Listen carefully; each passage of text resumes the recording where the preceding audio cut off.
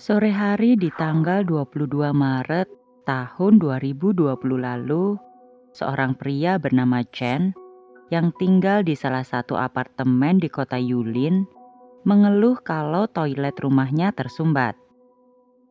Ia kemudian memanggil tukang untuk memeriksa saluran pembuangan di rumahnya. Setelah diperiksa, tak lama kemudian, si tukang melihat sebuah benda aneh.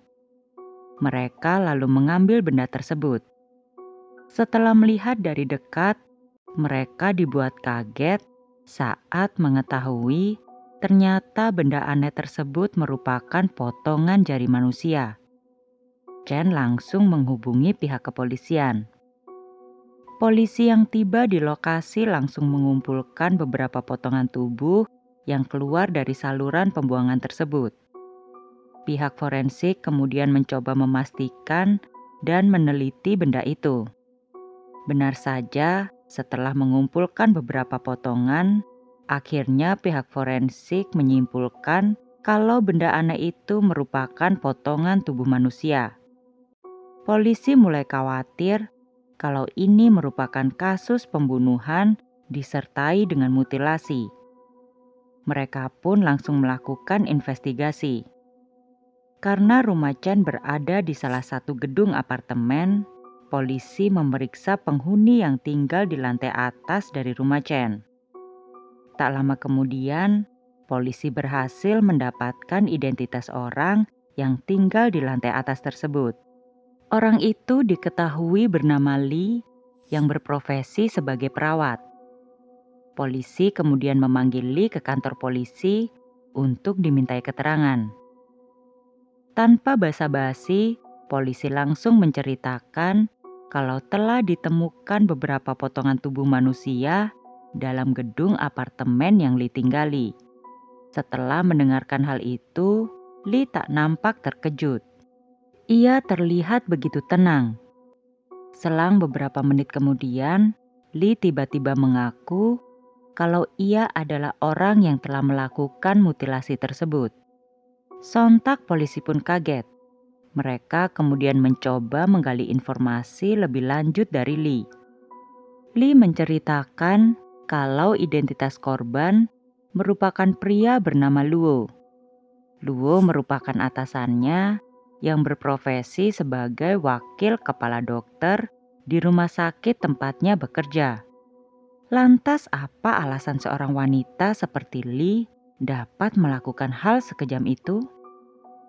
Untuk mengetahui hal tersebut, pertama kita harus paham siapa Li sebenarnya.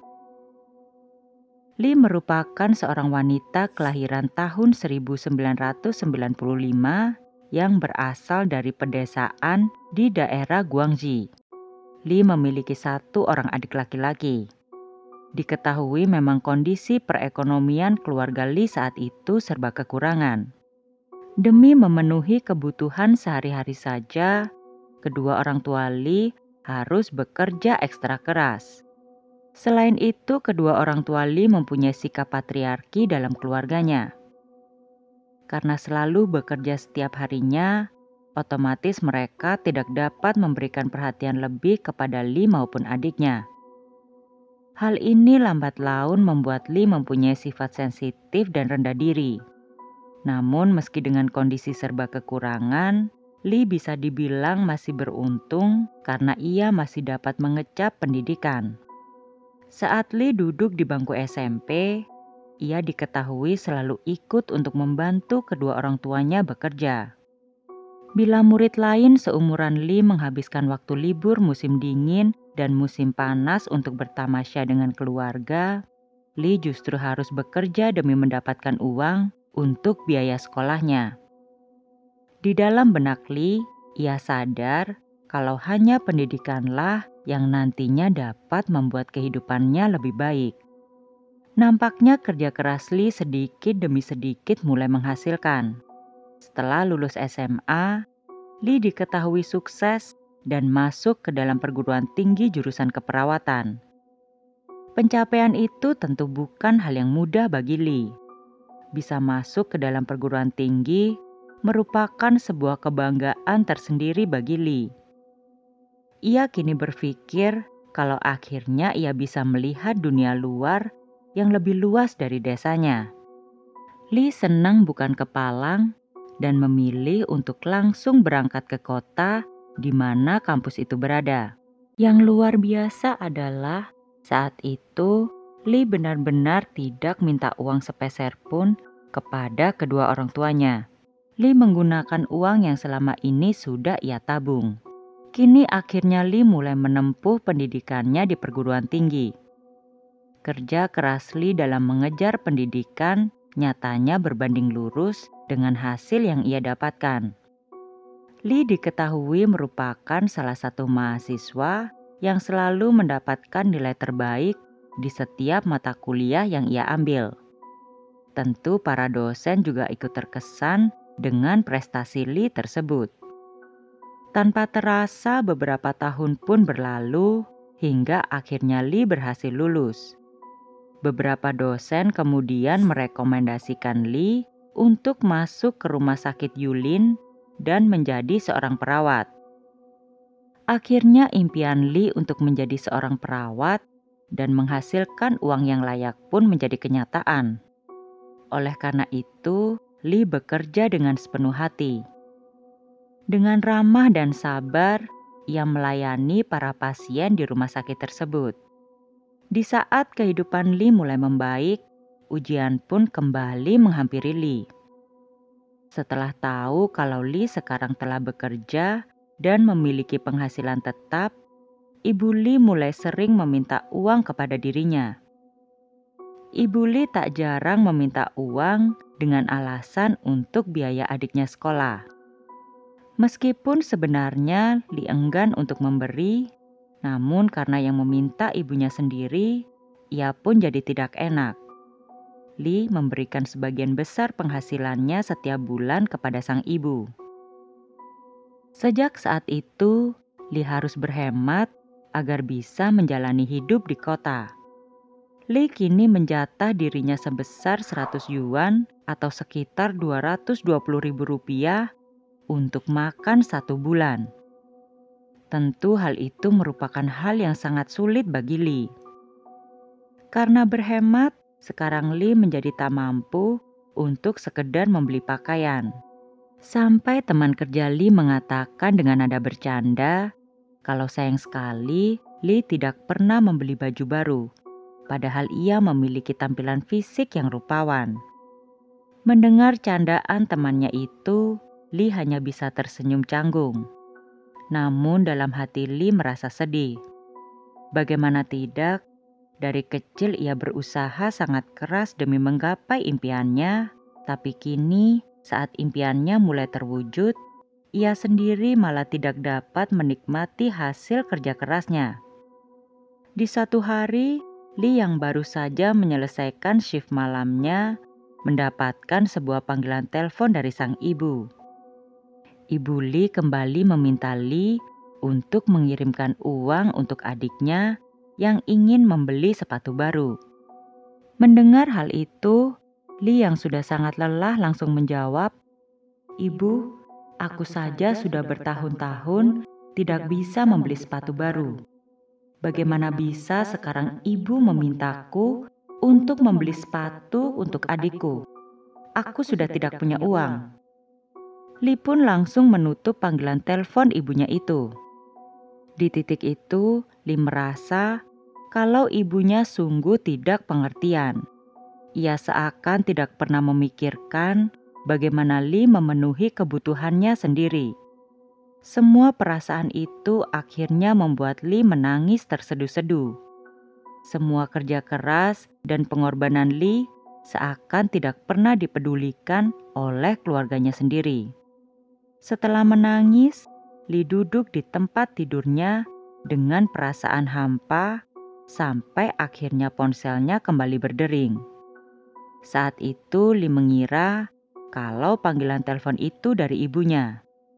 Namun ternyata itu adalah panggilan dari teman kerja Lee. Teman Lee mengajak Lee untuk berkaraoke dengannya dan teman-teman lainnya. Ia juga menambahkan kalau akan mengenalkannya kepada beberapa pria tampan di sana. Lee sebenarnya ingin menolak ajakan temannya itu. Namun setelah berpikir lagi, Lee akhirnya menerima ajakan itu. Lee ingin sekali-kali menikmati kehidupannya.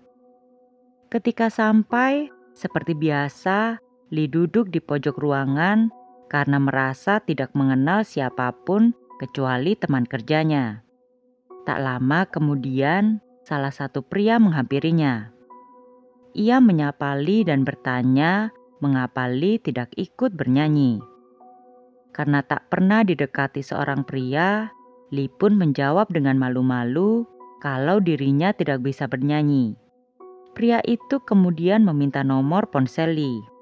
Sejak perkenalan itulah, kini hubungan Lee dan juga si pria semakin dekat. Seiring berjalannya waktu, keduanya kini menjadi teman dekat. Mereka tak ragu untuk menceritakan masalah pribadi masing-masing. Lee tentu juga menceritakan masalah keuangan yang ia alami. Setelah mengetahui masalah Lee, si pria misterius itu langsung menawarkan solusi.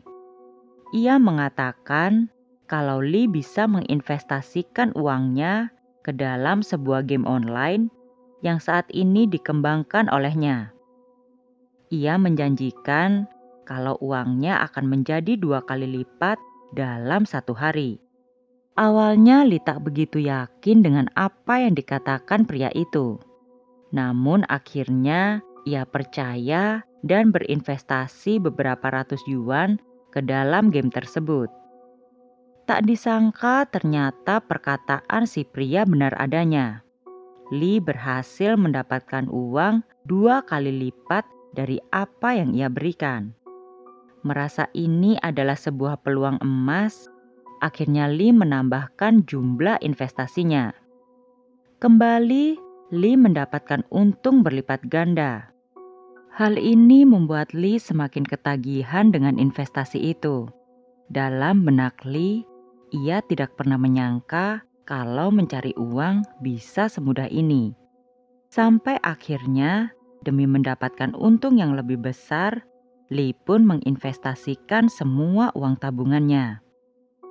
Namun sayangnya kali ini berbeda. Lee tak kunjung mendapat keuntungan. Untung yang didapatkannya jauh di bawah uang yang sudah Lee investasikan. Walaupun rugi, rupanya Lee sudah kecanduan. Demi mendapatkan uang yang lebih, kini Lee mulai berjudi. Ia diketahui meminjam uang dalam jumlah besar ke aplikasi pinjol dan menggunakannya untuk berjudi. Tentu seperti yang sama-sama kita ketahui, kalau judi bukanlah solusi untuk permasalahan ekonomi. Lee akhirnya tenggelam dalam hutang yang begitu besar. Sedangkan si pria misterius yang dari awal menawarinya untuk investasi juga menghilang tanpa jejak. Kini untuk hidup sehari-hari saja, Lee sudah kewalahan. Lee kerap kali meminjam uang kepada beberapa teman kerjanya. Awalnya mereka masih bersedia untuk membantu Lee. Namun lama-kelamaan mereka mulai menjauhi Lee karena ia tidak kunjung mengembalikan hutangnya. Ditambah lagi debt collector seringkali mendatangi rumah sakit di mana Lee bekerja. Disinilah atasan Lee yang bernama Luo muncul. Setelah mengetahui Lee sedang dalam kondisi kepepet, Luo mencoba memanfaatkan kondisi tersebut. Melihat Lee yang masih muda dan menawan, memunculkan niat jahat di benak Luo. Pada suatu hari, Luo memanggil Lee untuk datang ke ruangannya. Di sini Luo mengatakan kalau akhir-akhir ini kinerja Lee terlihat tidak begitu baik seperti biasanya. Lee pun takut kalau ia akan dipecat oleh Luo. Ia lalu meminta maaf dan berjanji akan memperbaiki kinerjanya. Lee juga meminta pengertian Luo tentang para debt collector yang sering datang ke rumah sakit. Pada titik inilah Luo mencoba memanfaatkan Lee. Luo kemudian mengatakan kalau ia akan membantu Lee untuk melunasi semua hutang-hutangnya jika nanti Lee mau untuk menemuinya di hotel sepulang kerja. Luo kemudian dengan penuh percaya diri mengirim alamat hotel tersebut. Lee sebenarnya tahu niatan buruk Luo, namun karena Luo merupakan atasannya, ia tidak berani menolak. Sampai malam harinya, Lee benar-benar datang ke hotel yang telah dijanjikan. Ia kemudian masuk ke sebuah kamar yang sudah Luo pesan. Betapa terkejutnya Lee saat melihat Luo dengan santai sedang duduk di tempat tidur dengan kondisi telanjang bulat. Luo kemudian meminta Lee untuk mendekat. Walau dengan perasaan cemas, akhirnya Lee mau mendekat. Begitu dekat, Luo tiba-tiba memeluk Lee. Lee mencoba melawan, namun semua perlawanan itu gagal saat Luo mengatakan kalau ia akan membantunya melunasi semua hutangnya. Lee hanya harus membayar Luo dengan tubuhnya. Lee yang awalnya mencoba berontak, kini malah terdiam. Rupanya di momen itu, Lee mulai berpikir tentang hutangnya. Di satu sisi, ia tentu tidak rela jika kehormatannya harus diberikan kepada pria parubaya seperti Luo. Namun di sisi lain, tak ada lagi orang yang dapat membantunya untuk melunasi hutang-hutangnya. Menghadapi kondisi yang serba sulit itu, akhirnya Lee setuju untuk melayani Luo. Keputusan Lee tentu membuat Luo merasa kegirangan. Dalam benak Luo, kapan lagi ia bisa mendapatkan wanita muda dan cantik seperti Lee? Padahal saat itu Luo diketahui sudah mempunyai istri dan seorang anak. Setelah Lee setuju, Luo berjanji akan langsung mengirim uang sebesar 50.000 yuan atau sekitar 110 juta rupiah setelah mereka berhubungan badan. Namun ada persyaratannya. Lee harus bersedia untuk berhubungan badan dengan Luo sebanyak 3 kali dalam 1 minggu. Lee pun bersedia. Setelah pertemuan malam itu, kini Lee dan Luo menjadi semakin rutin keluar masuk hotel. Sedikit demi sedikit, Lee mulai membayar hutang-hutangnya. Mungkin sampai sini kalian mengira kalau seiring waktu, hutang Lee akan lunas. Namun itu semua salah. Bukannya bertobat, Lee kini malah semakin kecanduan untuk berjudi. Tak pelak, Lee kini seakan gali lubang tutup lubang. Hutangnya diketahui malah semakin bertambah. Mungkin dalam benak Lee, kini ia punya Luo yang bisa dengan mudah melunasi hutang-hutangnya tersebut. Sampai akhirnya Lee berniat kembali meminjam uang sebesar 200.000 yuan atau sekitar 430 juta rupiah kepada Luo. Karena Luo merupakan salah satu dokter senior, tentu uang sebesar itu tidak menjadi masalah baginya. Luo mengatakan kalau ia akan meminjamkan 100.000 yuan terlebih dahulu kepada Lee.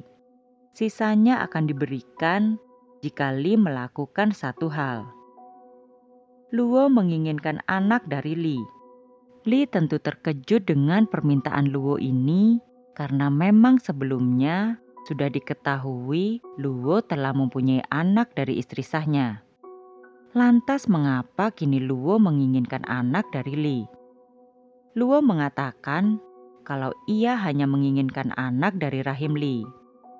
Kini Lee benar-benar dihadapkan dengan pilihan tersulit. Tentu ia tak mungkin memiliki anak dari orang seperti Luo. Ia khawatir akan masa depannya dan anaknya kelak. Meski begitu, Lee mengatakan kalau ia setuju dengan permintaan Luo. Asalkan uang 100.000 yuan harus diberikan kepadanya. Sejak saat itu, Luo langsung menyewakan Lee sebuah rumah untuk ditinggali. Lee kini tak tinggal lagi di rumah kecil yang selama ini ia sewa. Lee juga tak perlu lagi memikirkan masalah keuangan. Di setiap berhubungan badan, Lee juga setuju untuk tidak menggunakan pengaman. Namun entah mengapa, setiap kali Lee melihat Luo sedang tertidur pulas di sampingnya, ia merasa semakin jijik. Lee rupanya mulai menyesali perbuatannya selama ini. Kebencian dan kemarahan Lee mulai muncul. Sampai akhirnya di tanggal 20 Maret tahun 2020, Luo datang ke rumah Lee. Lee menyiapkan minuman keras agar Luo merasa nyaman. Setelah keduanya selesai minum-minum, mereka langsung melakukan hubungan badan. Setelah puas nafsunya tersalurkan, Luo langsung tidur dengan pulasnya. Disinilah Lee mulai beraksi. Ia mengambil sebuah tali dan langsung menjerat leher Luo dengan kencang. Luo yang kala itu sedang mabuk berat tentu kalah tenaga dengan Lee. Tak lama kemudian, Luo pun akhirnya tumbang dan meninggal dunia. Mengetahui Luo telah tewas, Lee tak langsung kabur. Ia terlebih dahulu mentransfer semua uang yang ada di rekening Luo ke rekening pribadinya dengan menggunakan sidik jari Luo. Setelah menguras habis uang Luo, kini Lee harus mengurus jasad Luo. Karena berpikir tak mungkin ia mengangkat tubuh Luo sendirian, akhirnya Lee memutuskan untuk memutilasi tubuh Luo. Lee kemudian berusaha untuk menghilangkan jejak dengan memasukkan bagian tubuh Luo ke dalam presto dan membuangnya ke saluran pembuangan. Polisi akhirnya menemukan sisa tulang belulang di rumah Luo. Di tanggal 30 November tahun 2020, sidang pertama kasus pembunuhan ini diadakan. Dalam persidangan, hakim memvonis Lee dengan hukuman mati. Lee dan pihak pengacara melayangkan banding. Mereka beralasan kalau Luo juga bersalah karena memaksanya untuk melakukan hubungan badan selama ini. Sampai akhirnya di tanggal 20 Agustus tahun 2021, sidang kedua pun kembali diadakan. Dalam sidang ini, hakim tetap memutuskan untuk memvonis Lee dengan hukuman mati karena telah membunuh Luo. Terima kasih telah menonton. Jangan lupa like and subscribe. Bye.